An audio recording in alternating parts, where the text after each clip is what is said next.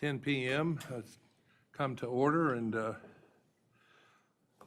thank you everyone for coming to our June public meeting for the Federal Maritime Commission. Before we start with the agenda, if I may, as an opening note, recognize my colleague, Commissioner Daniel Maffei. Thank you, Mr. Chairman. I appreciate the opportunity to be recognized, and I thank all of you for being here. I just wanted to say a couple quick words. This is my last commission meeting because my term is up at the end of June, or at least even the holdover on my term is up at the end of June. Though I've been recommended by the leader of my party in the Senate for another term, the administration hasn't moved on that. I do want to say just a couple notes about that. First of all, I don't bear any will whatsoever to anybody in the administration at all. And furthermore, I don't think this has anything to do with the Federal Maritime Commission, with me, or even with my party. I think it's a simple matter of how challenging it is right now to do appointments in the federal government for a variety of reasons. And in fact, I may very well be back. Whether it be this year, I have no idea. Whether it be in the future, I don't know. I would note that I'm not being replaced. That simply, it's another open. I mean, you guys are getting more and more elbow room each time.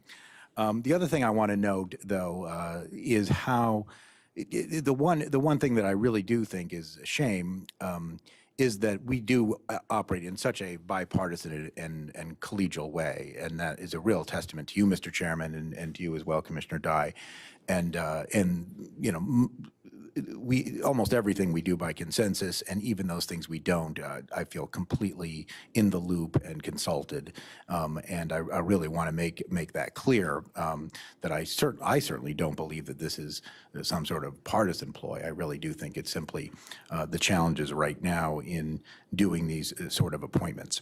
The other thing I want to say is how completely happy and proud and with no regrets do I feel about the time I've served on this commission. It's only been 2 years, and yet it's affected me greatly. I've learned a tremendous amount, not least of which from you, Mr. Chairman, but and also you, Commissioner Dye, but so much from the staff and so much from the people in the shipping community, and I really want to thank them for that. I do, though, have a special place in my heart for the staff here. This is such a dedicated staff. They're so efficient and yet still friendly. They take themselves seriously and they take their job seriously, but not to the point where they're not open to suggestions.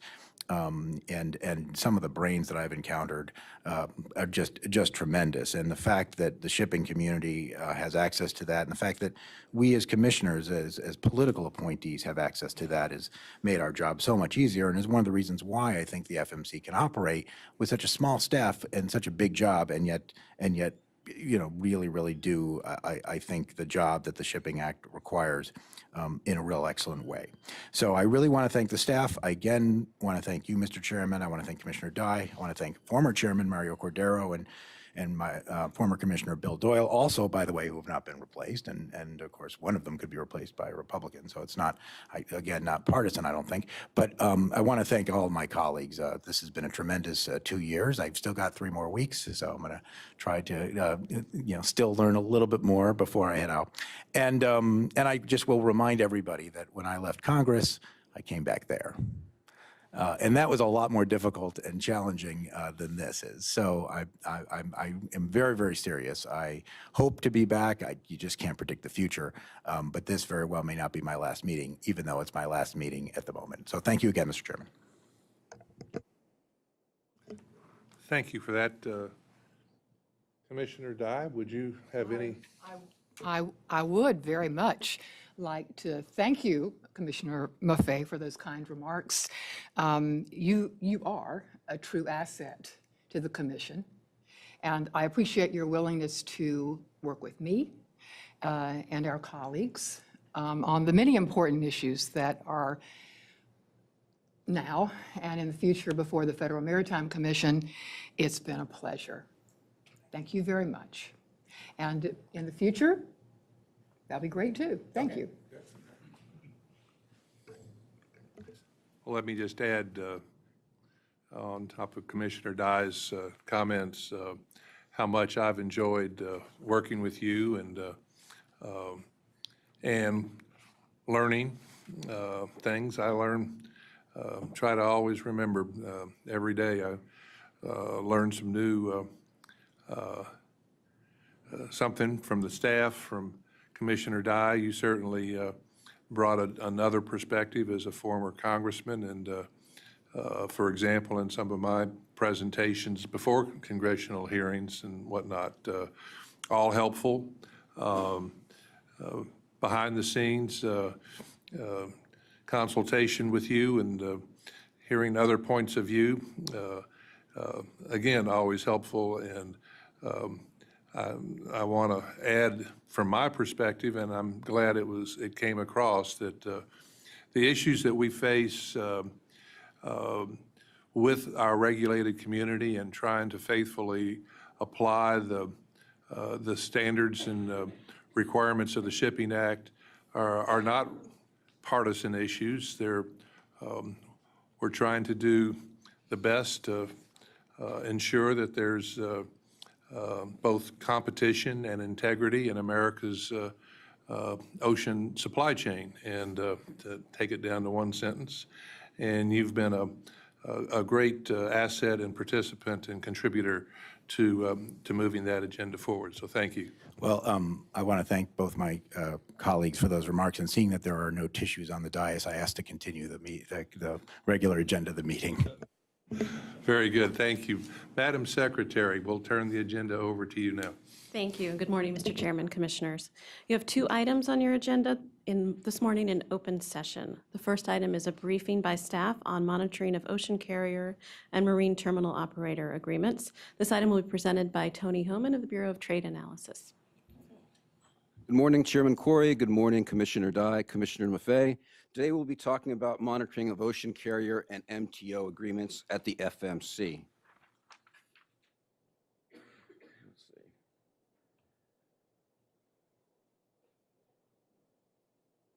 Okay, a quick overview of today's presentation.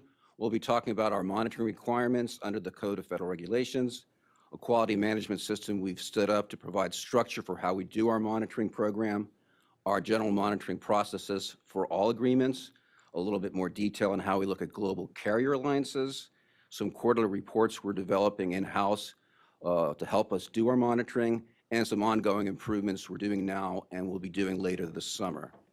Now, before I dive into the presentation, I would like to thank my staff, because without them, we wouldn't be able to do our monitoring on a daily basis.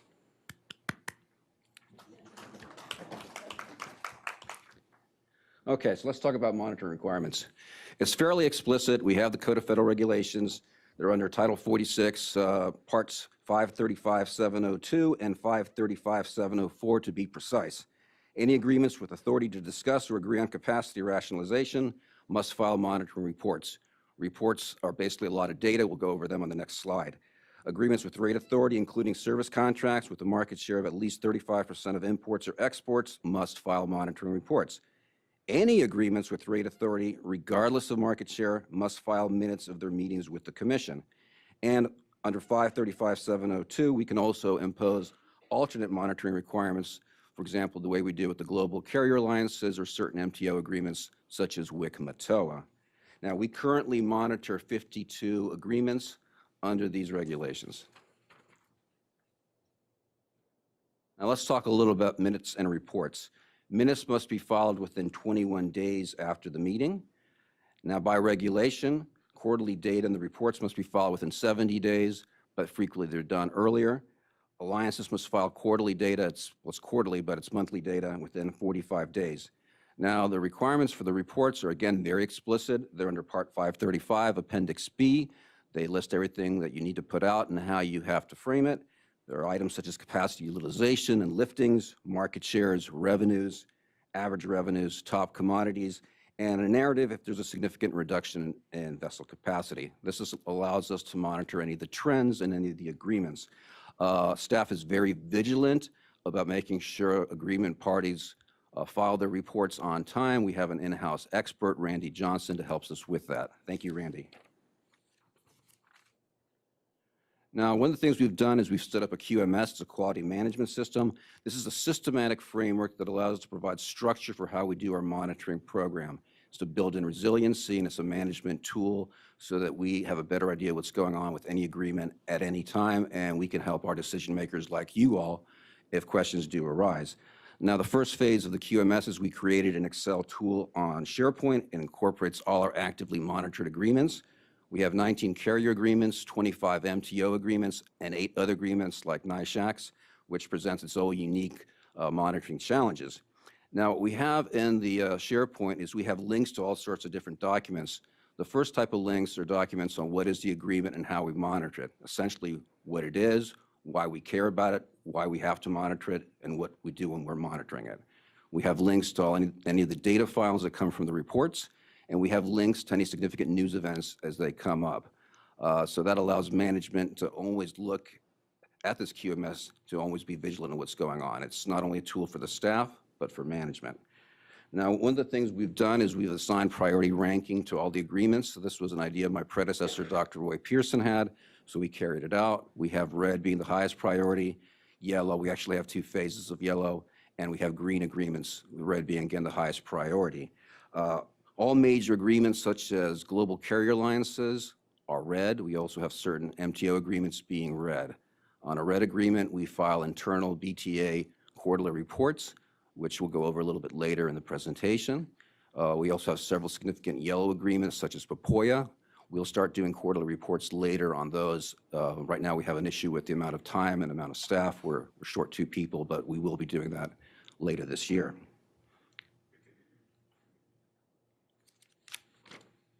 Now, what we do for any agreement, green, yellow, or red, we follow certain procedures. We'll review any data reports and any minutes of the agreements. We're looking at data accuracy and any anomalies. So, for example, if capacity is going up and average revenues, which is our proxy for rates, are going up, that's sort of counterintuitive. So we want to see if there's an issue with the data, or if there's not an issue for the data, is there a real-world explanation for that?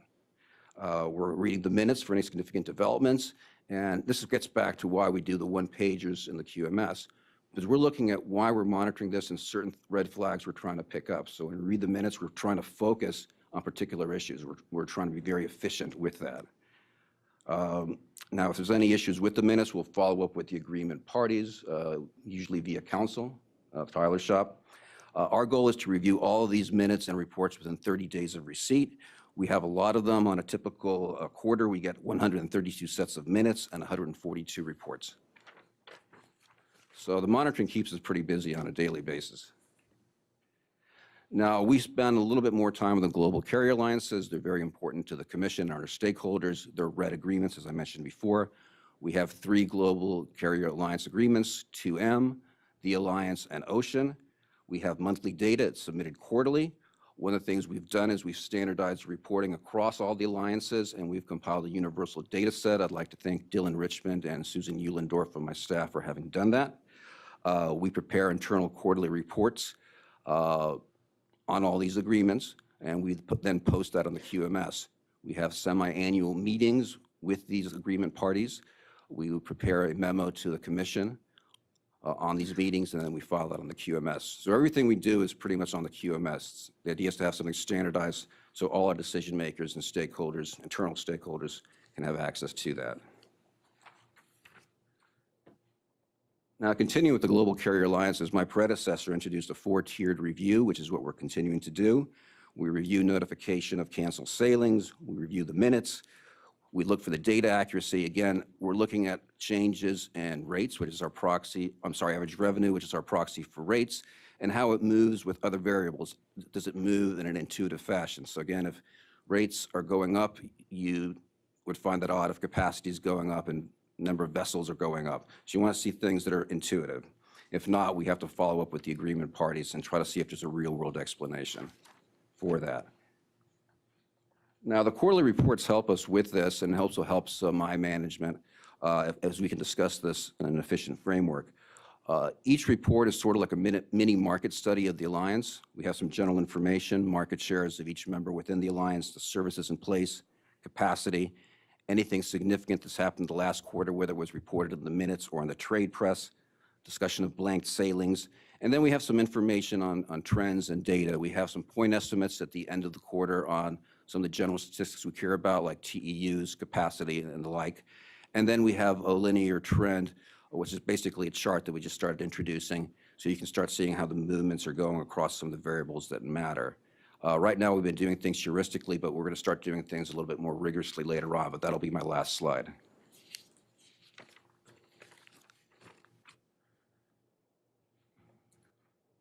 Which is my last slide. So we do charting on quarterly reports. That's something we just introduced, but it's something Roy had been saying we were going to move towards, and now we're doing it.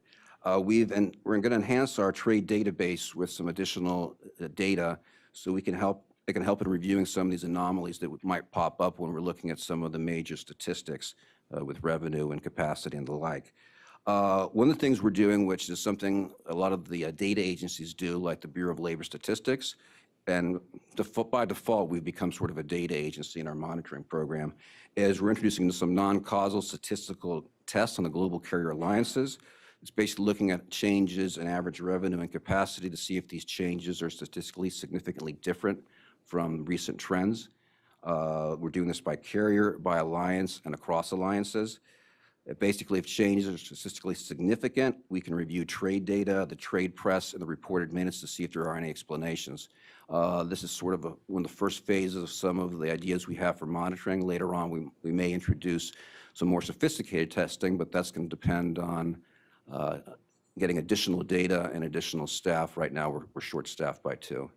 I'm available for any questions. I hope you found the presentation useful.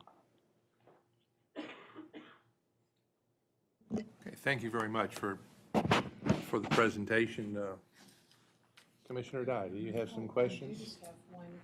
I have one remark. Thank you very much, Tony. I am interested in your move to this color-coded system to categorize the risk involved with certain agreements. I'd like to see the development toward a dashboard for commissioners. So we could look at just those sorts of things and to be able to see the categorization of agreements and which agreements have a higher risk for competitive problems than others. So I'd like to talk to you about that, Of course. now that you brought it up. And this is going to live and Thank breathing you. process. It's as priorities change and agreements change, your risk factor can change. Thank you. You're welcome. Thank you. Commissioner Maffei? Yeah, just one quick clarification.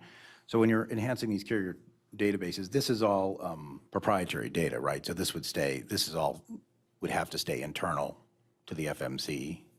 Well, the first part before enhancing is proprietary because we get that from the global carrier alliances. So what we enhance it with may be proprietary or may be off the shelf, but the idea is to have it all in one place so you can quickly and efficiently do any testing you may want to do, or at least comparisons. But we're under obligation to keep it all here, which is fine. I just want to make sure, I just want to clarify. Correct. Okay, good. Thank you. Thank you, Dr. Holman. I appreciate it. And again, I join you in applauding all your staff. I think the entire staff that Mrs. Carr has brought together for BTA is top-notch. We're working on finding 2 more equally great economists for you, and I'm sure that process will bear fruit before much longer. One I just noticed in the trade press, but just by way of example, and it's not even in our trade lane, but it was interesting by way of example, PIL on their Asia to the east coast of South America, and went into some discussion about how much, the rates went up significantly, and then how much more capacity quickly came in to take care of that situation. I join Commissioner Dye, and when you talk about intuitive reactions, market reactions between rates and capacity in various trade lanes.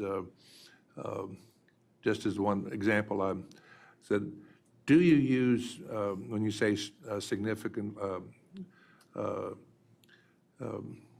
statistical changes, are you getting down to, first derivative, second derivative types of calculations, or have we not quite gotten to that point of being able to put that fine a pencil to some of these issues? The finer pencil will come later, sir. Right now, we're going to introduce a very basic test of hypothesis, which is, say, the last 12 months, 12 to 18 months, you have certain averages and certain variances, and seeing if the current month would be significantly different than those averages. At least that would give us a rigorous test to see if something seems to pop out and it's out of the norm. We'll be using 2 standard deviations. And I understand the seat I sit in is when senators or congressmen say, well, I think the one most simple question was, so what do you do with all that data? When the first thing goes through my mind, do you really want to know? But this presentation, and it's, send you up there. Tell them. is precisely responsive to some of their very legitimate oversight inquiries, and look forward as this process continues to develop and mature. So thank you. There's no other questions? Thank you very much for your presentation, and thanks again to the team. You're welcome. Okay. The next item on your agenda is a draft final rule in docket 1710 concerning NVOCC negotiated rate arrangements and service arrangements. This item will be presented by Gary Cardian and Paul Schofield, but Karen Gregory, Managing Director, has some opening remarks.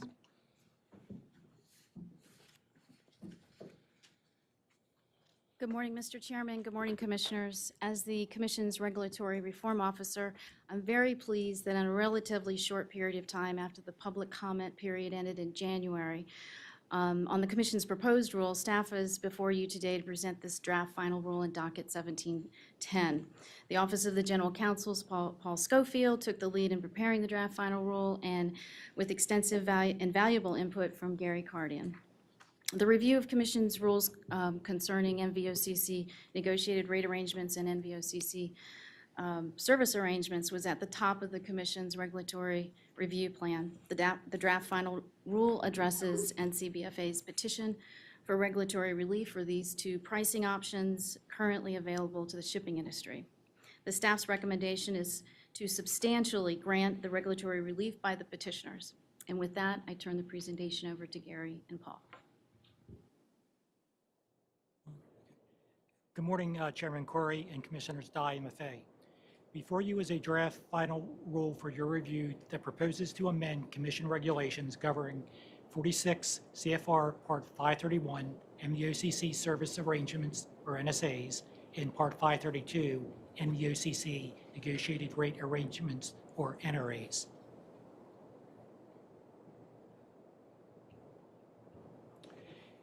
The NCBFAA on April 16, 2015 filed a petition P2-15 proposing to eliminate Part 531 in its entirety, or to at least eliminate the filing of NSAs with the Commission and to eliminate the publication of essential terms for NSAs.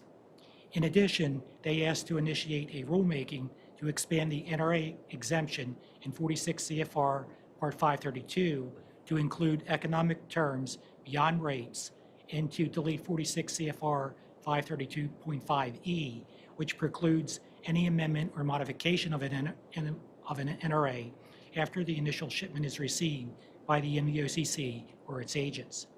NCBFAA proposed expanding the NRA exemption in 46 CFR Part 532 to allow modification of NRAs at any time upon mutual agreement between NVOCCs and their customers. On April 28, 2015, the Commission published a notice of filing and request for comments on NCBFAA's petition. 16 sets of comments were received from a broad cross-section of industry stakeholders, including licensed NVOCCs and freight forwarders, a major trade association representing beneficial cargo owners in VOCCs. NCP FAA argued that shippers do not benefit from the current preclusion of amendments. NCP FAA also argued that shippers and NVOs regularly seek to negotiate on a broad range of service terms, and that each of these terms are relevant to some extent to every rate and service negotiation between an NVOCC and existing or prospective customer. The majority of the Ocean Transportation Intermediary, OTI, comments expressed general support for the petition. Many supported allowing economic terms beyond rates in NRAs, as well as the modification of NRAs at any time upon mutual agreement. On August 2nd, 2016, the Commission granted NCB FAA's petition to initiate a rulemaking with respect to the revisions discussed in the petition. Because the Commission was in the process of a separate rulemaking to amend portions of Part 531 related to NSAs, however, the Commission delayed initiating the requested rulemaking until after the rulemaking in docket 16-05 was concluded. On November 29, 2017, the Commission published a notice of proposed rulemaking to seek comment on amending regulations for both NSAs and NRAs. 39 sets of comments were received in response to the NPRM, which may be found at the electronic reading room on the Commission's website, www.fmc.gov/17/10/. The comments represent a broad group of industry stakeholders, including licensed NVOs and freight forwarders, a tariff publishing vendor, and shippers. MEOCC service arrangements, NSAs, became effective in January 2005. By definition, an NSA means a written contract other than a bill of lading or receipt between one or more shippers and an individual NVOCC or two or more affiliated NVOCCs, in which shipper makes a commitment to provide a certain minimum quantity or portion of its cargo or freight revenue over a fixed period of time, and the MUCC commits a certain rate or rate schedule and a defined service level. The NSA may also specify provisions in the event of non-performance on the part of either party. The NSA must contain essential terms: 1, port ranges for origin and destination; 2, commodity; 3, minimum volume; 4, service commitments; 5, the line haul rate; 6, liquidated damages, if any; 7, the duration; and 8, legal names and affiliates, if any. The MEOCC must complete Form 78 in order to file NSAs into ServCon. They must be filed electronically with the Commission before they become effective. Additionally, NVOs must publish a separate essential terms tariff referencing each NSA. Just last year, amendments were changed whereby amendments to NSAs can now be filed 30 days after the parties reach agreement. NVOCC negotiated rate arrangements, or NRAs. By definition, it means a written and binding arrangement between a shipper and NVOCC to provide specific transportation service for a stated cargo quantity from origin to destination on and after receipt of the cargo by the carrier or its agent, or the originating carrier in the case of through transportation. An NVO wishing to invoke an exemption pursuant to this part must indicate that intention simply by publishing a prominent notice in its rules tariff, or most have chosen to simply publish a NRA rule in their tariff rules. Before entering into NRAs, an NVO must provide electronic access to its rules tariffs to the public free of charge. Tariff location is indicated on Form FMC1, which is then posted to the Commission's website for public viewing. Rules tariff means a tariff or the portion of a tariff as defined by 46 CFR 520.2, containing the terms and conditions governing the charges, classifications, rules, regulations, and practices of an NVO, but does not include rate. NVOCC NRAs went into effect in April 2011. As a condition to offering NRAs, they were not allowed to be amended after receipt of the cargo by the carrier or its agents. Additionally, NRAs were also not permitted to include non-rate economic terms such as rate methodology, credit and payment terms, forum selection or arbitration clauses, or minimum quantities. Okay. Docket 17-10. Comments were received on docket 17-10 and reviewed by Commission staff. Commission staff, in large part, recognizes the regulatory challenges faced in the marketplace and recommends many of the changes requested by the NCB FAA in the petition for both NSAs as well as NRAs. On NSAs, petitioners requested, 1, to eliminate Part 531 in its entirety, or 2, eliminate the filing of NSAs into ServCon, and also eliminate the publication of the essential terms tariff. Commission staff noted that several commenters, including UPS and the National Industrial Transportation League, NIT League, preferred to keep NSAs as an option. Staff agrees and recommend to eliminate the filing of NSAs into ServCon and to eliminate the publication of the essential terms tariff, but not to do away with NSAs. On NRAs, staff recommends and supports allowing for NRAs to be amended at any time upon mutual agreement between the MEOCC and their customer. The petitioners also requested to allow for the inclusion of the following economic terms beyond rates and NRAs: A, minimum volumes or time volume rates; B, liquidated damages; C, credit terms; D, service guarantees, inter-service benchmarks, measurements, and penalties; E, surcharges, GRIs, or other pass-through charges from the carriers or ports; F, EDI services; G, dispute resolution; H, liability; and I, rate or service amendments. Staff agrees with the petitioners on expanding NRAs to include economic terms outlined for credit terms, service guarantees, EDI services, dispute resolution, liability, as well as rate or service amendments. However, on Part E, staff agrees with permitting other pass-through charges, but not on surcharges or GRIs, as they are related to the base rate, and feel that the parties should resolve these through mutual agreement by an amendment to avoid any disputes. Additionally, staff does not recommend allowing for NRAs to contain minimum volumes, time volume rates, or for liquidated damages.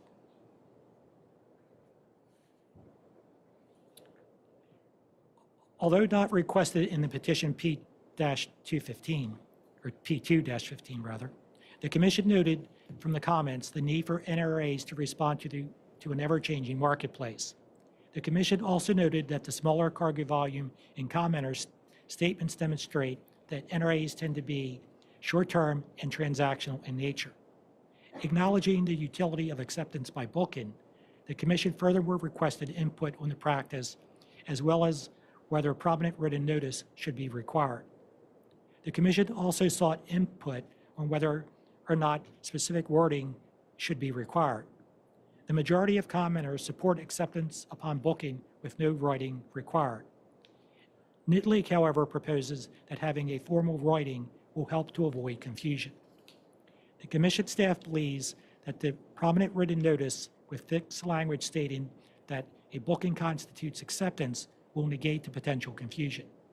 In light of this new practice, the recommendation proposes that each NVO seeking to allow recognition of shipper acceptance of an NRA through booking incorporate a prominent written notice on each NRA or amendment. The NPRM also pointed out, as this new practice was meant to be optional, the Commission would not eliminate the requirement that a shipper's agreement to an NRA should otherwise be in writing or by email. That concludes my report, and we would be happy to answer any of your questions. Thank you very much, Mr. Cardian. I'll turn questions over to Commissioner Dye. Well done. I do have a motion afterwards, Mr. Chairman. Thank you very much. Thank you. Commissioner Maffei. Just to thank the staff, very well done, and, you know, I think it's a good balance, and looking forward to Commissioner Dye's motion. Okay, thank you very much. If I can start with, you know, the petition from the National Customs Broker and Forwarders Association of America with 1,000 members and 28 regional associations. I think they point out that 90% of ocean-borne container traffic in and out of the United States touches one of their members. This is a continuation of a 2008 petition, and in and of itself, that was I think either second or third generation petition at that point. But in February of 2010, that was over 8 years ago, my very first vote here at the commission was to move forward with an NPRM in docket 10-03. And now we are moving this docket forward. I want to thank a number of people, NCBFAA, and in particular their general counsel, Ed Greenberg, who has worked so well with our commission staff and our commissioners on these petitions, and this one as usual, and our many stakeholders, NVOCs, the freight forwarders, the industry trade organizations, the Knit League, AgTC, and many others, many individual beneficial cargo owners. So thanks to all for your positive participation in the rulemaking process. Without all of that public participation, this entire process doesn't work. And I think what we have here, you know, by all perspectives, these rulemakings don't move fast enough, and I agree, but this has been a good process. And next, I want to thank the staff, as both of my colleagues have, for all the work that they've put in. Congress gave the Commission Section 16 authority in the '84 Act and then liberalized that authority in the '98 OSRA amendments. I believe that whenever an exemption will not result in substantial reduction in competition or be detrimental to commerce, that we have an obligation that's consistent with our agency mission to ensure a competitive and reliable international ocean transportation supply system that supports the U.S. economy and protects the public from unfair and deceptive practices, to openly consider well-founded petitions that request exemption from requirements of the Shipping Act. Petitioners ask for a broad inclusion of non-economic terms without exclusion. As the Commission has previously found, the ability of NVOs to enter into NRAs may increase competition and promote commerce by allowing NVOs to better serve their shipper customers. Close quote on that. With that statement, I plan on supporting the NCBFA's petition, and if there is a motion at this point, is it appropriate to move forward, unless there's other comments to be made? Thank you, Mr. Chairman. I do have a motion today, and I'll read this into the record. I move to direct staff, consistent with our discussions here, to revise the draft final rule granting the relief requested in petition P215, specifically to allow for inclusion of any non-rate economic terms in an NRA without specific exclusion of minimum volumes or time volume rates, liquidated damages, allowances or volume incentive payments, surcharges, GRIs, or other pass-through charges from the carrier or ports. The draft should be provided to the Commission in red line with track changes showing within 2 weeks for subsequent notation vote, along with a track changes document comparing the draft rule to rules currently in effect. Is there a second? I second the motion. Is there any further discussion on the motion? Go Yeah, ahead. I mean, I would like the staff to just input about sort of what are the advantages and disadvantages of this? If just, you know, sort of just address or if there is, you know, how, what might happen if, you know, if we do it different this way as opposed to the other way? I think staff's concern basically is the fact that if you're going to have pass-through charges like the merge, detention, so forth, that's fine because of the fact that that's what it should be. The NVO really does not have control of it. Only when it comes to GRIs and surcharges like bunker, peak season, and you are in a situation under an NSA, you're going to get an amendment from the party. Under the NRA, our concern is the fact that if there's not mutual agreement, the pass-through will go through, but the NRA does have the cargo tender rule where the shipper, if the shipper intends to tender the cargo, they should be aware of the charges. So whether it's not the 30-day notice that you get like on a surcharge, but it would give them at least a day notice or whatever before they tender cargo. As long, our thing is you don't want to get a bill at the end of the day that you're not prepared for and certainty of terms. That's the biggest concern more than anything else. But don't the parties have to agree to the NRA, though? So, yeah, I mean, you're assuming that they don't kind of read it, I guess, right? I mean, or... I would say that when you get to the NSA, Yeah. it's a more formal contract. Yeah, I'm sorry, So the usually NSA, it's yeah. going to go up the chain. You're going to get the senior Got it. person to agree to it. But in an NRA being less formal per se, email, I don't know that you're going to just have an exchange between people. I sort of worry about the binding, you know, with NQCs and what have you. To be honest, I don't know with NRAs being transactional a lot. Right. I don't know how many NRAs you're going to get with MQCs or liquidated damages, whatever. Yeah, no, I'm not sure if there'll be very many, which is one of the reasons why I'm not sure if it's, you know, if it makes that much sense to exclude it. Commissioner Buffet? Yes.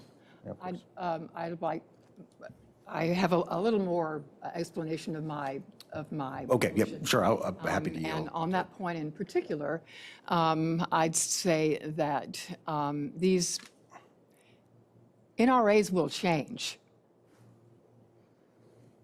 There may be a substantial change. The parties may determine that they want them to change, or they may not. But it will be up to the parties. This motion would give would clarify that any economic terms other than base rates may be included in an NRA. The distinction between an NRA and an NSA may not be as great in the future, and that will be up to the parties to determine. The terms are referred to by the petitioners as economic terms or other than base rates or as service terms. Regardless, this motion is to provide that the industry will have the flexibility and the freedom to fully meet the business needs of their customers, not the government. I'm persuaded by the petitioner's arguments, especially as the chairman mentioned that NCBFAA's members are involved in approximately 90% of the cargo that moves into and out of the United States by ocean shipping. The petitioners are correct that the Ocean Shipping Reform Act changed the ocean shipping from a one-size-fits-all tariff-based system, and this change may also have a good and a lasting effect on this industry. The motion complements the other substantial changes in this final rule and removes impediments on the ability of NVOCCs and their customers to negotiate a single, comprehensive business arrangement that will serve their interests. And so I have had extensive conversations with the staff about their concerns, and I appreciate those. But on balance, the motion would give the parties, through open negotiation, the freedom to meet their needs. Thank you. Thank you for the question. Thank you. Commissioner, do you have, Well, just in terms of the pass-through chart, okay, I think that question was answered. Tyler, is there anything on the legal side that you would caution us, or? No legal issues. I think the recommendation that you have is staff making sense of some of the statements that came out in previous rulemakings and trying to harmonize, a recent case. And we've, I think, discussed that individually with commissioners. So it wasn't so much that there are third rails or legal issues. It was staff was trying to make sense of recent statements and give the commission options. But I think much of the topics discussed and the recommendation that you see now is we're not entirely certain what the outcome will be when some of these things change, and time will work it out, and we'll, as a commission, be able to work it out. But that the recommendation was as much a balancing of what we had seen recently in the past as anything. Just one technical question. So will this will certainly come back within the next 2 weeks if this motion carries? So the final vote. I tend to agree with Commissioner Dye. I'm not, reserving what I want to do, vote on the final rule, but I guess I would rather err on the side of doing more here. It's not because I don't understand the concerns of the staff. I think I do, but even then, if that occurs, we'll certainly hear of it. We'll start to hear of it, and I think the commission could take action at that point. My worry is if we give up this opportunity, some things are in, some things are out. There won't be any real reason to open it up again, and I do worry about I worry about us falling behind the industry, frankly, and we already are to a certain extent. The industry goes so fast, and the technology and stuff like that. I don't want the FMC to be a barrier in that, and talking, various places around the world. So I'm going to support the motion. Like I said, I reserve my final judgment on the rule, but I am going to support the motion. Thank you. Oh, and I will clarify my motion in that respect, that the policies will not be voted on again. It's not that we will open the rule back up, but rather just to clarify implementing language. Right. Understood, I think. But if I don't, Tyler will explain to me. Right. Thank you. well, if I can just weigh in, I agree with Commissioner Dye and I believe Commissioner Maffei. Perhaps the difference in approach might be characterized as a preference that there are three circles doing business purely with a tariff, doing business with an NRA, doing business with an NSA, and that while all of the issues inside of each circle may touch, there may not be any overlap. And I think essentially what the petitioners are saying is, well, even if there is some amount of overlap between an NRA and an NSA, why is that such a bad thing? And frankly, I can't come up with a reason as to why the United States government should say to the people who are out there trying to do business, with as much flexibility as possible is why we should say no. Under Section 16, it does provide that we can revisit any of it at any time. Yes. And there are many groups out there with clear voices, and if there are problems that come to into view, I would imagine they will come knock on our door. They'll file a petition as to where some abuse has occurred, and we could address that at that time. I think several of the issues that you are addressing really come down to a question, not to get it down too oversimplify, but is at what time do you have contract formation?